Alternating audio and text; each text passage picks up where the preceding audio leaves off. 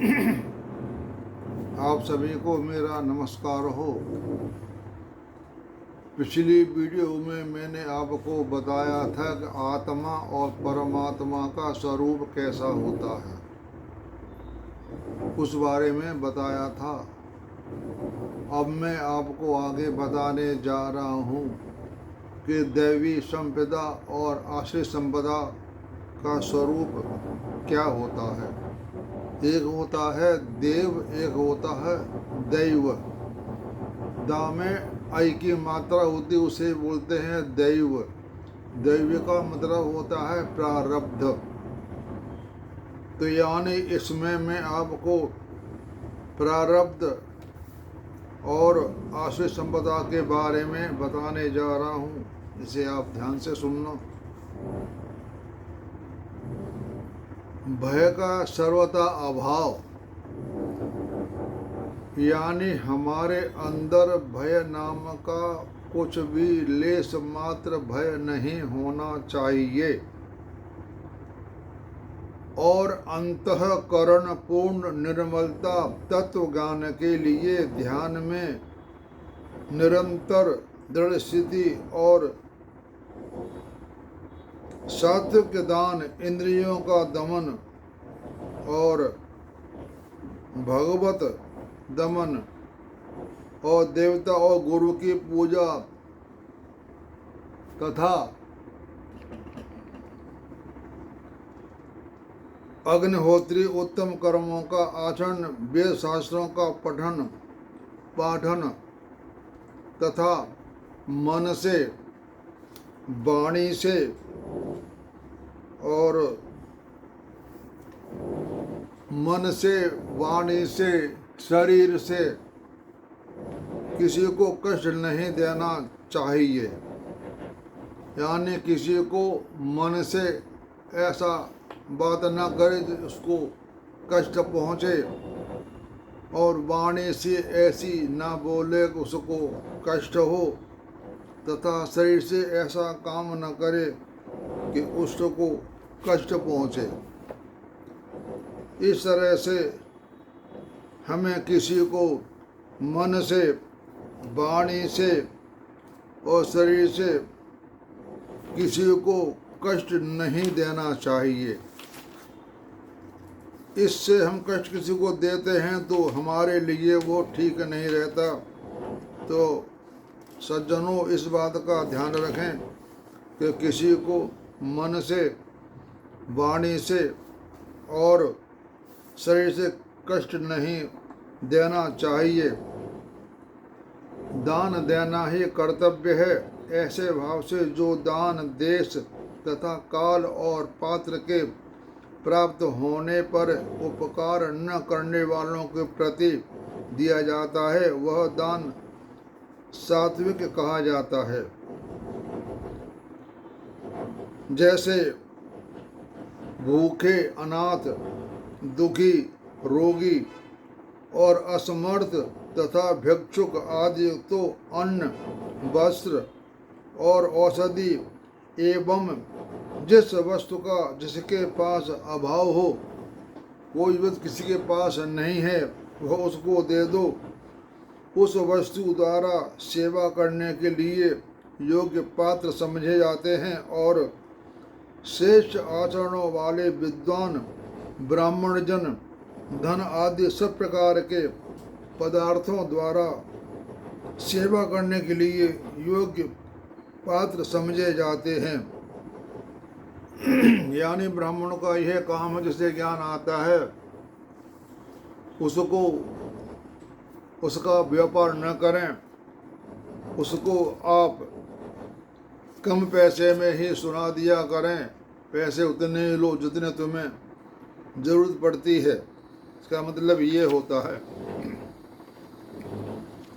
तेज, क्षमा, धैर्य, बाहर के शुद्ध एवं किसी को भी शत्रु भाव का न होना और अपने में पूज्यता के अभिमान का अभाव, ये सब तो हे अर्जुन दैवी संपदा को लेकर उत्पन्न हुए पुरुष के लक्षण हैं।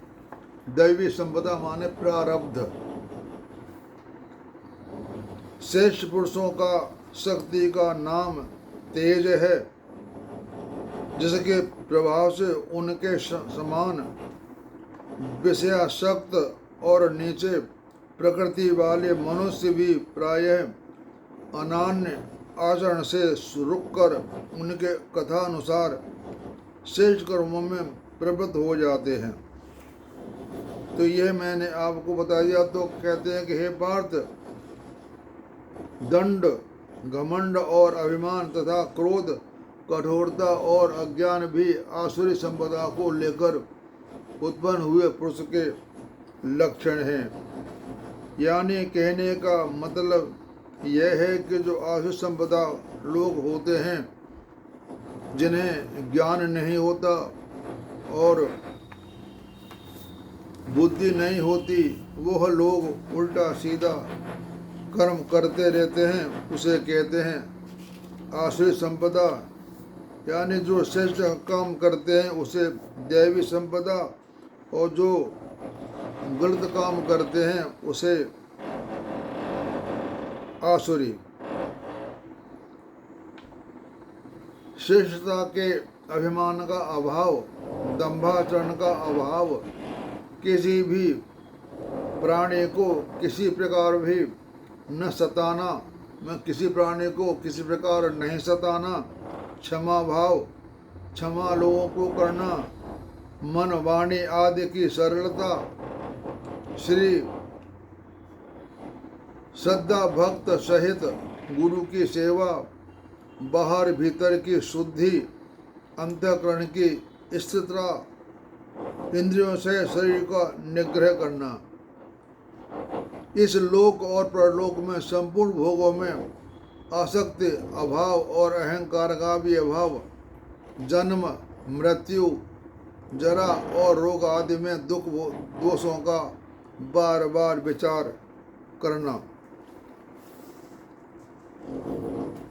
किंतु जो दान कलेश पूर्वक तथा प्रत्युपकार करके प्रयोजन से अर्थात फल को दृष्टि में रख करके फिर दिया जाता है, वह दान राजस कहा जाता है। हम कोई किसी को दान करते हैं, हम मन में इच्छा ये रखते हैं कि चलो हम दान कर रहे हैं, हमारा फलाना फलाना काम हो जाए, इस दान को कहते हैं राजस दान। और जो दान बिना सत्कार के अथवा तिरस्कार पूर्वक अयोग्य देश काल में और कृपा पात्र के प्रति दिया जाता है, वह दान तामस कहा गया है।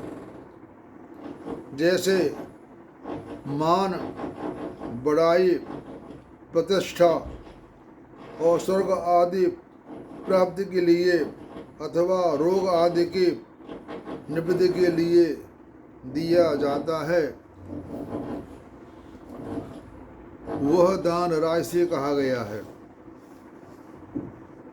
और जो मतलब मांस खाना अथवा वस्तुओं के खाने वालों का एवं चोरी चारी आदि नीच कर्म करने वाले जो करते हैं उसे कहते हैं तामस कर्म। तो मैंने आपको भी बता दिया कि जो दान बिना फल के दिया जाता है उसे सात्विक कहते हैं, और जो फल को चाहकर दिया जाता है उसे राजस दान कहते हैं।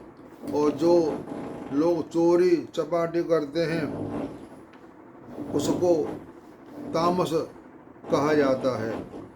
ओम तत् सत, ऐसे यह 3 प्रकार का सच्चिदानंद घन ब्रह्म का नाम कहा है। और इसलिए वेद मंत्रों का उच्चारण करने वाले श्रेष्ठ पुरुषों के साथी को नियत यज्ञ, दान, तप रूप सदा ओम इस परमात्मा के नाम से उच्चारण करके ही आरंभ होता है।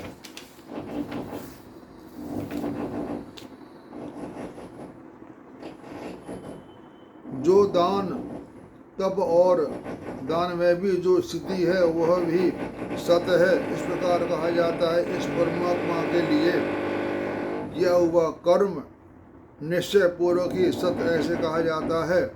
हे अर्जुन, बिना श्रद्धा के किया हुआ हवन, दिया हुआ दान, तपा हुआ तप और कुछ भी किया हुआ शुभ कर्म है, वह समस्त असत व झूठा है। इसलिए न तो इस लोक में लाभदायक है और ना ही मरने के बाद लोभदायक है। ऐसा दान बेकार होता है, उस दान का कोई फायदा नहीं होता है। जो अपने तो हे अर्जुन, मूढ़ मनुष्य मुझको न प्राप्त होकर के जन्म जन्म में आसुरी योनि को प्राप्त होते हैं और उससे भी अति नीच गति को प्राप्त होते, अर्थात घोर नरक में पड़ते हैं। यानी तामस कर्म करने वाले को बताया है कि वो पशु कीट पतंग आदि में जन्म लेते हैं और राजस और सात्विक कर्म वाले मनुष्य की योनि प्राप्त करते हैं। काम, क्रोध तथा लोभ ये 3 प्रकार के नरक के द्वार हैं। नाश करने वाले अर्थात उसको अधोगति में ले जाने वाले अतएव इन तीनों को त्याग देना चाहिए। काम, क्रोध और लोभ ये तीनों जो हैं हमारे, ये नरक में ले जाने वाले हैं।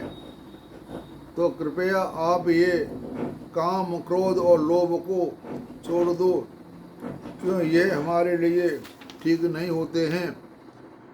हे अर्जुन, इन तीनों नरकों के द्वार से मुक्त पुरुष अपने कल्याण का आचरण करता है, वह परम गति को जाता है, अर्थात मुझको प्राप्त हो जाता है।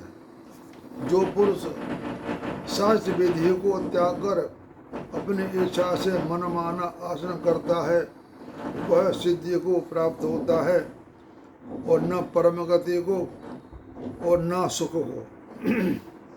यानी कोई भी मनुष्य काम करे तो वह किसी पंडित से उसका मुहूर्त पूछ करके काम करे, वह काम ठीक रहता है।